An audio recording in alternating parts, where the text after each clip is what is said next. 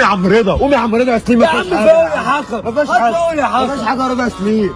انا بسيطة ابني يا صافية وكعب طيب حسبوه عليا. الله يا رب. رضا سليم ده يا جدعان ولا رضا البحراوي يا جدعان؟ ده يا عم الصفقات دي يا عم جايبينه منين ده؟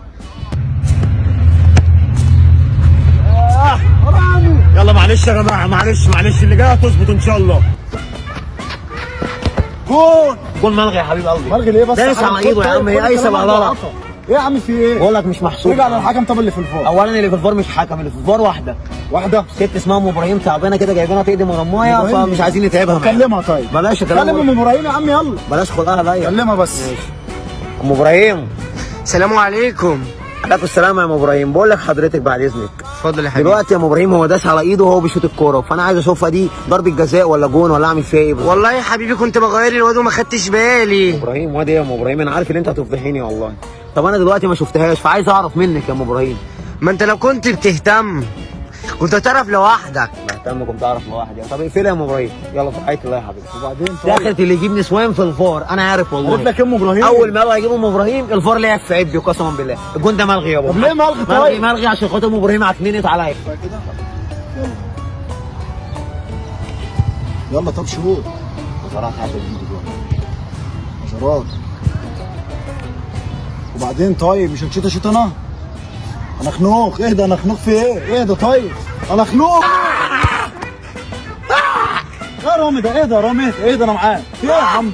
كل دي كور بتطلعها بره، الكور خلصت في الملعب يا اسطى. اهدى بس اهدى. انت عمرك شفتني بشوف كوره صح؟ الصراحه لا. امال زعلان ليه؟ خلاص اهدى. طب اهدى يا رامي، اهدى.